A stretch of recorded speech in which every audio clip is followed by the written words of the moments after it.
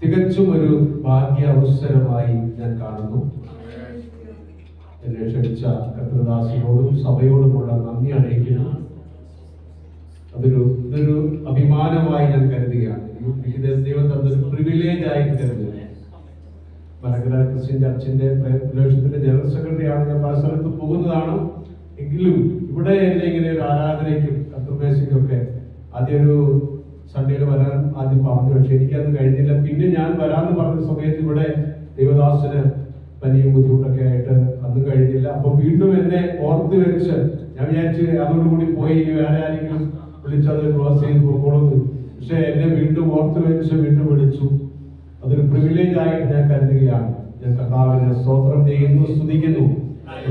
ദൈവസഭയ്ക്കായി, ദൈവദാസനായി സ്തോത്രം, അദ്ദേഹത്തിന്റെ കുടുംബത്തിനായി സ്തോത്രം ചെയ്യുന്നു. എനിക്ക് പ്രാരംഭമായിട്ട് ഒരു വാചകമാണ് പറയാനായിട്ടുള്ളത്. നിങ്ങളെല്ലാവരും അനുഗ്രഹിക്കപ്പെടട്ടെ. നിങ്ങളുടെ ആവശ്യങ്ങൾ കർത്താവ് നിറവേറ്റട്ടെ. ദൈവകൃപയിൽ വിശ്വസ്തരായി മുന്നേറുവാൻ സ്വർഗം നിങ്ങൾക്കിടയാകട്ടെ. പത്രോസും യോഹന്നാനും 9 മണി നേരം പ്രാർത്ഥനാസ്ഥലത്തേക്ക് കടന്നു വരുമ്പോൾ ജന്മനാ മുടന്തനായ ഒരു മനുഷ്യൻ എന്തെങ്കിലും കിട്ടും. കാരണം അയാളുടെ പ്രതീക്ഷ തുട്ടുകളാണ്. അവര് സാധാരണ അതിൽ പോകുന്നവർ അതാണ് കൊടുത്തോണ്ട് വരുന്നത്. പക്ഷേ പത്രോസ് പറഞ്ഞു, യോഹന്നാനോടുകൂടി അവനെ വെച്ച് നോക്കിയിട്ട് പറഞ്ഞു, I have no silver nor gold, but I give you what I have in the powerful, precious name of Jesus Christ. You are. ഞാനൊരു പവറിന് വേണ്ടി ഇംഗ്ലീഷിൽ പറഞ്ഞു. എന്റെ കയ്യിൽ വെള്ളിയോ പൊന്നോ ഇല്ല, പക്ഷേ എന്റെ കയ്യിൽ ഒന്നുണ്ട്. അത് എനിക്കുള്ളത് നിനക്ക് തരുന്നു. നസറായനായ യേശുക്രിസ്തുവിന്റെ നാമത്തിൽ നടക്കാം. അടുത്ത വാചകം എന്താ വായിക്കുന്നത്? ക്ഷണത്തിൽ അവൻ കുതിച്ചെഴുന്നേറ്റു, നടന്നും തുള്ളിയും ദൈവത്തെ മഹത്വപ്പെടുത്തിക്കൊണ്ട് അവരോടൊപ്പം ദൈവാലയത്തിലേക്ക് പ്രവേശിച്ചു. ഇന്ന് പകൽ എനിക്കും പറയാനുള്ളത് അതാണ്. അത് അനുഗ്രഹവാചകമായിട്ട് എന്റെ കയ്യിൽ വെള്ളിയും പൊന്നൊന്നും ഞാൻ കൊണ്ടുവന്നിട്ടില്ല നിങ്ങൾക്ക് തരാൻ വേണ്ടിയിട്ട്. പക്ഷേ ഒരു സത്യം, ഞാൻ വിശ്വസിക്കുന്ന സത്യം, നിങ്ങൾ വിശ്വസിക്കുന്ന സത്യം, യേശുക്രിസ്തുവിന്റെ നാമത്തിന്റെ ശക്തിയുടെ വെളിപ്പെടാൻ മതിയായതാണ്. യേശു ഇന്ന് ഉയർത്തെഴുന്നേറ്റ് ജീവിക്കുന്ന നിത്യ സത്യ ദൈവമാണ്. അവരെ കൊണ്ട് കഴിയാത്ത ഒരു കാര്യമില്ല. ഏത് അവസ്ഥയിൽ നിന്ന് വിടുവിക്കുവാൻ യേശു മതിയായവനാണ്. He is omnipresent. He is omniscient. He is El Shaddai. അവൻ സർവശക്തനാണ്, സർവവ്യാപിയാണ്, സകലത്തിനും മതിയായവനാണ്. ആ യേശുവിലാണ് നമ്മൾ വിശ്വസിക്കുന്നത്. ഇന്ന് പകൽ സ്വർഗം നിങ്ങളെല്ലാവരെയും അനുഗ്രഹിക്കണം. നമ്മളൊക്കെ പ്രാർത്ഥിച്ചുകൊണ്ട് പ്രിയ സാറാമ്മ വെച്ചി മറിയാമ്മ വെച്ചി സോറി കേട്ടോ വെച്ചി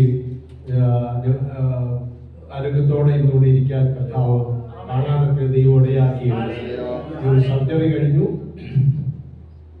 കുടലിന്റെ ഒരു ഭാഗം, ചെറിയൊരു ഭാഗം മുറിച്ച് നീക്കിയല്ലേ. താൽക്കാലികമായ ക്ഷീണങ്ങളൊക്കെ ഉണ്ടാകും, പക്ഷെ അത് റിക്കവർ ആകും. സമയങ്ങൾ എടുക്കുന്നു മാത്രമേ ഉള്ളൂ. ഭക്ഷണമൊക്കെ കഴിച്ച് ഇപ്പോൾ ഡോക്ടർമാർ നിർദ്ദേശിക്കുന്ന നിലയിലുള്ള ചെറിയ വ്യായാമങ്ങളൊക്കെ എടുത്ത് ദിവസങ്ങൾ കൊണ്ട് അത് റിക്കവറായി വരും. പതുക്കെ പതുക്കെ ആരോഗ്യസ്ഥിതിയിലേക്ക് വരും. ദൈവം സഹായിക്കട്ടെ, എന്റെ മകളെ ബലപ്പെടുത്തട്ടെ, എല്ലാ നിലയിലും സൂക്ഷിക്കട്ടെ എന്ന് ഞാൻ പ്രാർത്ഥിക്കുകയാണ്. പ്രിയ രഞ്ജു ബ്രദർ, ഞങ്ങളൊക്കെ പ്രാർത്ഥിച്ചു കൊടുക്കുന്ന വിഷയമാണ്. ഞാൻ ഇന്ന് പ്രത്യേകം വന്നപ്പോൾ തന്നെ ചോദിച്ചു, ഇത്ര വലിയൊരു അപകടത്തിൽ നിന്ന് ദൈവം പിടിപ്പിച്ചു അല്ലെ. നീതിമാന്റെ അനർത്ഥങ്ങൾ സൗഖ്യങ്ങളാണ്, എന്നാൽ അവ എല്ലാറ്റിനും യഹോവയെ ജീവിക്കുന്നു. ഞാൻ മോനെ ഓർത്ത് ദൈവത്തെ സ്തുതിക്കുക. കാരണം വലിയൊരു എന്ന് പറഞ്ഞാൽ അടുത്ത ഒരു കഴിഞ്ഞ ദിവസം തന്നെ ഞാനൊരു സഹോദരനെ പോയി കണ്ടതാണ്. ജീവിച്ചു തുടങ്ങിയിട്ടില്ല, 24 വയസ്സേ ഉള്ളൂ. വയനാട്ടിലെ ഷിബിൻ എന്ന് പറയാം. ഒരു അപകടത്തില് ഒന്നും എഴുന്നേറ്റിട്ടില്ല, നടക്കാൻ പറ്റിയിട്ടില്ല. ഒത്തിരി പ്രയാസമില്ല. ഇത് സ്പൈനൽ കോഡിന്റെ കംപ്ലൈന്റ് വന്നു. അതിപ്പോ അതിന്റെ പക്കത്തെത്തിയിട്ട് ദൈവം അത്ഭുതകരമായി ഉപയോഗിച്ചു. ദൈവത്തിന് സ്തോത്രം. അല്ലാതെ ഒന്നും ഈ വളരെ ശ്രദ്ധയോടെ കർത്താവിന് വേണ്ടിയിട്ട് സുസ്ഥനായി ജീവിക്കുവാൻ ദൈവം കൃപ ചെയ്യട്ടെ. ദൈവ സഹായിക്കുക. സിസ്റ്ററിന്റെ മാതാവ് സുഖം പ്രാപിച്ചു. ഒരു ഓപ്പറേഷൻ കഴിഞ്ഞ് സുഖം പ്രാപിച്ചു. അങ്ങനെ പ്രിയപ്പെട്ടവരൊക്കെ ദൈവം അത്ഭുതകരമായി സൂക്ഷിക്കുന്നു. ഇവിടെയുള്ള എല്ലാവരെയും സ്വർഗം അനുഗ്രഹിക്കട്ടെ എന്ന് മാത്രം. കുഞ്ഞുങ്ങളെ ഓർത്ത് ഞാൻ ദൈവത്തെ ഒരു വാക്യം ഒരു അധ്യായം 146 പറഞ്ഞത്. Very good. ഹിസ് നെയിം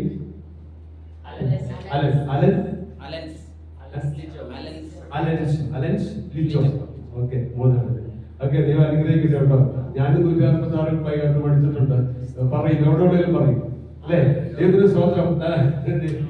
അപ്പോ കുഞ്ഞുങ്ങളെല്ലാം ഇവിടെയുള്ള കുഞ്ഞുങ്ങൾക്കെല്ലാം വായിക്കാൻ ദൈവത്തെ സ്തുതിക്കുന്നു. എല്ലാം നല്ല പ്ലസന്റ് ആണ്, നല്ല അനുസരണമുള്ള എല്ലാം നല്ല കുഞ്ഞുങ്ങളാണ്. ദൈവം അവരെ അനുഗ്രഹിക്കട്ടെ. സൺഡേ സ്കൂളൊക്കെ ചെറുപ്പം മുതൽ പഠിക്കാനും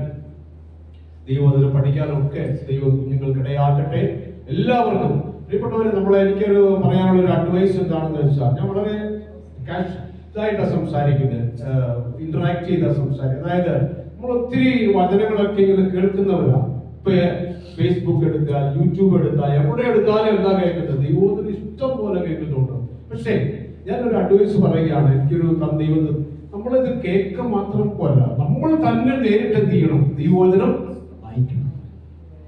വചനത്തിൽ നമ്മൾ തന്നെ നേരിട്ടത് വായിക്കണം. വായിച്ച് ധ്യാനിക്കാൻ നമുക്ക് ഒരു ദിവസം ചുരുങ്ങിയത് ഒരു 2 അധ്യായമെങ്കിലും, ഞാൻ കുഞ്ഞുങ്ങളോട് എല്ലാവരോടും പറയാം, വേദപുസ്തകം അതിലെ സത്യങ്ങൾ വളരെ സത്യത്തോടെ, പുതിയ നിയമവും പഴയ നിയമവും 1 അധ്യായം വീതമെങ്കിലും ഏറ്റവും ചുരുങ്ങിയത് കേട്ടത് കൂടുതൽ വായിക്കാമെങ്കിൽ അത്രയും നല്ലത്. വായിച്ച് ധ്യാനിക്കുമ്പോൾ അത് നമുക്ക് വലിയ അനുഗ്രഹമാണ്. ദൈവവചനം നമ്മളെ ബലപ്പെടുത്തും. നമ്മുടെ ചുമതലകളെ, നമ്മൾ ഏത് ജോലിപ്പെട്ടവരായിക്കൊള്ളട്ടെ, അതൊക്കെ സുസ്ഥമായി ചെയ്യാനും ആരോഗ്യത്തോടെ ഇരിക്കാനും ദൈവകൃപയിൽ നിൽക്കാനും പ്രാർത്ഥിക്കാനും നല്ല ബന്ധങ്ങളൊക്കെ ഉണ്ടാക്കാനൊക്കെ ദൈവം നമ്മളെ സഹായിക്കുന്നതാണ്. ദൈവത്തിന്റെ വചനം വായിച്ച് ധ്യാനിക്കുക എന്നുള്ളത്. ദൈവത്തിന്റെ സ്തോത്രം. കുഞ്ഞുങ്ങൾക്കൊക്കെ അത് പ്രത്യേകം ഇടയാക്കട്ടെ.